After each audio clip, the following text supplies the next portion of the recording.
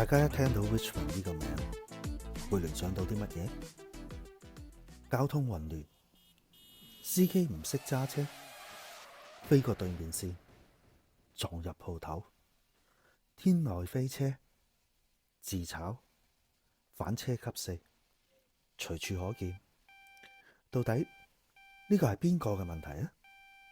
司機、行人、交通部門，定還是政府？我哋嚟緊呢幾集，希望可以揾出答案。行走江湖，最忌心浮氣躁。沉住氣，最少保持2秒距離。瞻前顧後，為轉線做好準備。有幾多人無論大與小，睇過成龍大哥呢條宣傳喺公路上短片呢？一定要有良好嘅技術同埋態度，自稱得上為真功夫，使出真功夫，方為大師傅。我讀得書少，你唔好呃我。但係交通規則係咪讀得書多就明呢？交通規則同標誌，可能對好多司機嚟講就好似自己屋企嘅仔女一樣，既熟悉又陌生。每一日見到，但係有陣時都唔知佢想表達啲乜。考完筆試之後就可以放埋一邊，就好似啲小朋友出咗世之後，越大越唔知佢哋想點。問題係有冇用心去了解過？特別係近年多咗好多香港嘅朋友仔過嚟加拿大生活，大多數係揸開右軚車，又或者之前完全未揸過車，冇車牌，一下子未必能夠適應北美嘅駕駛模式，又或者已經習慣咗香港嗰種積極進取嘅態度，變成另一種矛盾發生。揸車好與壞，在乎溝通與關懷。但到底點樣同其他道路使用者去溝通呢？又點樣同自己架車去溝通呢？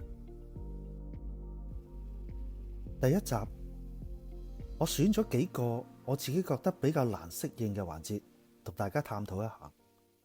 另外仲會講一下本地人一啲駕駛嘅壞習慣，希望可以幫到大家。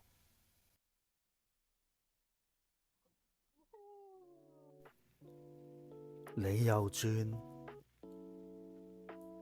我又轉，佢又轉，但係到底我哋係咪真係識得點樣右轉呢？燈口停車是常識吧？跟車太貼，自找麻煩。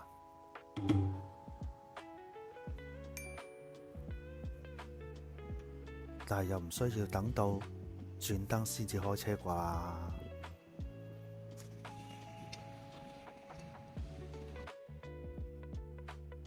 其實燈口轉右又有乜好怕喎？大家又覺得呢度有幾多部車做得啱呢？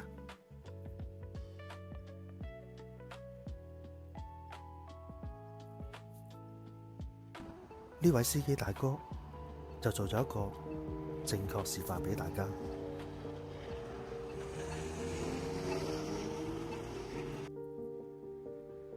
轉彎唔好波歐，就唔怕俾阿 Sir 抽。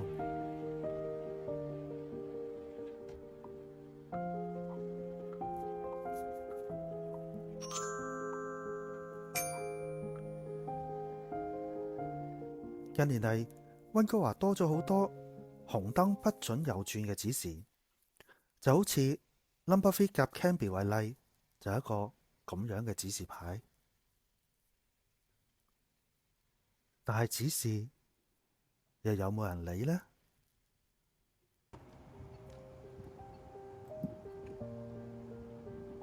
斷人衣食，猶如殺人父母。咁阻人去路呢？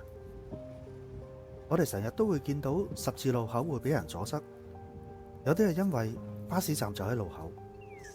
每當巴士埋站嗰陣時，後邊嗰啲車就好似時運高睇唔到咁樣，直接懟埋去。又例如成日整路，但係啲司機都係好似時運高咁，睇唔到指示牌，又跟大隊。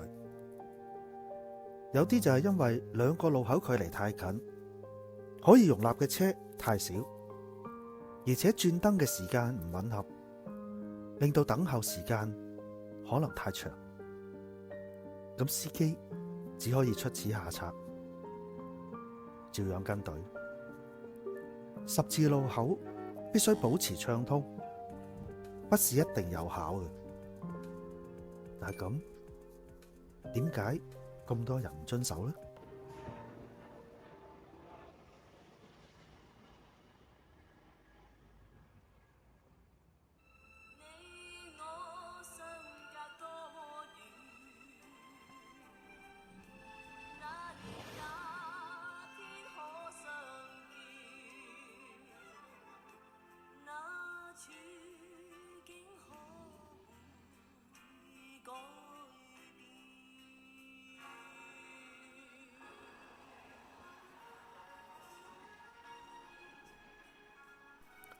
當我哋感覺這麼近，但其實又那麼遠。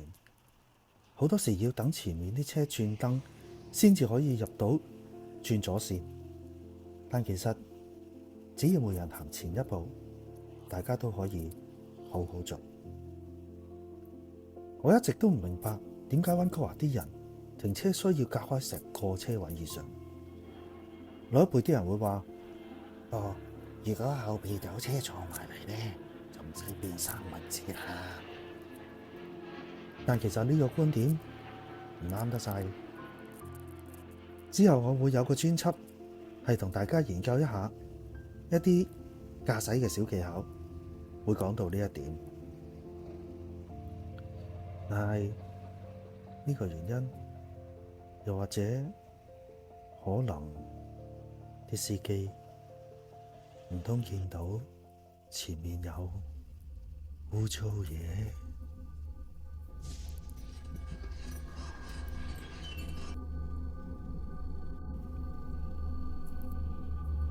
大家用少少時間睇下呢幅圖入面有邊架車係停得啱？答案係一架都冇。第一架佢閘住前邊條線，呢架停得太近路邊，呢兩架仲犀利，停咗喺路肩位等緊外賣。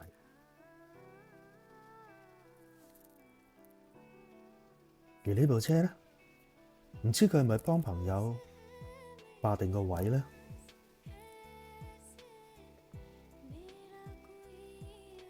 前面呢兩架車如無意外有曖昧關係，如果唔係，點解會停得咁埋？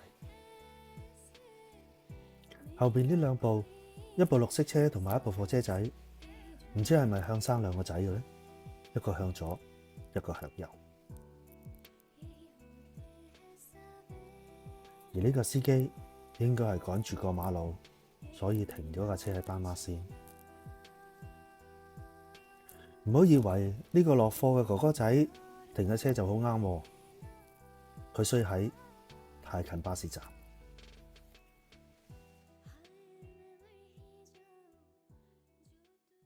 點樣為之安全嘅停車距離？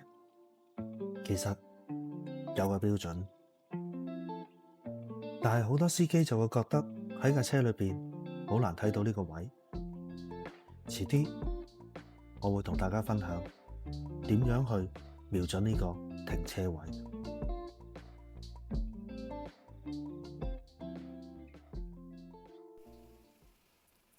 我哋下一集會同大家去介紹一下一啲道路上邊嘅鬼鼠位，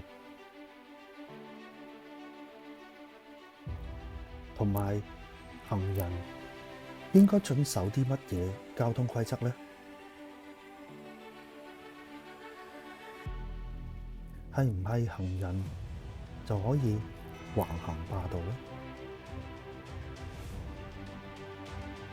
我哋下一集再見。